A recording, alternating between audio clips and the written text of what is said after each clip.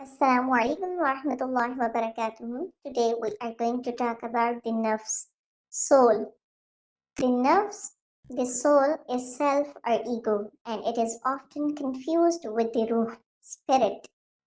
Both are mentioned in the Quran. Nafs has been mentioned about 61 times, and ruh has been mentioned about 14 times. The nafs is associated with the desires, lusts, emotions, and manners. And untamed nerves can be destructive, and its purification is very important in Islam. The ruh, or spirit, is also associated with the soul. Linguistically, the term ruh is used to denote the thing by means of which the soul, nafs, remains alive.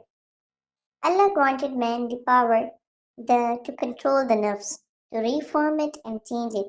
But the ruh, on the other hand, is under the control of Allah, and when He takes it back, it leaves a person dead. Ibn al-Qayyim, may Allah have mercy upon him, said, the soul, or al-ruh, is connected to the body in 5 different ways, to which different rules apply. Its connection to the body as a fetus in his mother's womb. Its connection to the body after a person is born. Its connection to the body when a person is asleep. When the soul is connected in one way and separated from it in another way. Its connection to the body in al-barzakh, the period between a person's death and the day of resurrection. Its connections to the body on the day when bodies will be resurrected. Here al-nafs means both body and the soul, that here the nafs or the soul and the ruh, the spirit, are regarded as one. This is also seen in the Quran, where Allah says, and they didn't wrong as they wronged their nafs or themselves. Allah describes 3 types of nafs in the Quran. The first one is nafs al-Ammarah. إن النفس لأمارة بالسوء إلا ما رحم ربي إن ربي غفور رحيم. For man's very soul incites him to evil, unless my Lord shows mercy. He is most forgiving, most merciful. This is the nafs that commands us to sin. It tells us to be angry, jealous, show off, etc. We have to really work hard to tame these desires and control this nafs. Second one is Nafs al-Lawwamah. وَلَا أُقْسِمُ بِالنَّفْسِ اللَّوَّامَةِ, and by the self-reproaching soul.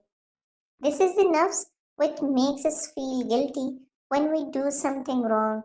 It is the self-reproaching nafs in reference to an-nafs al-lawwama.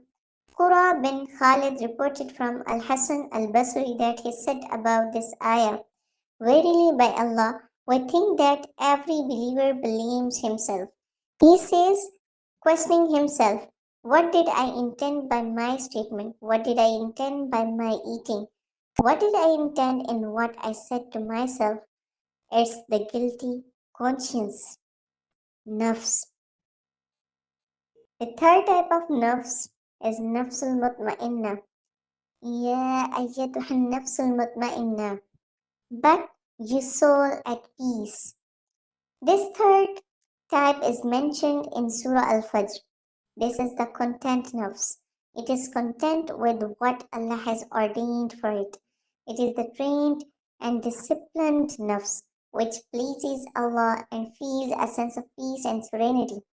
How to achieve this type of serene nafs?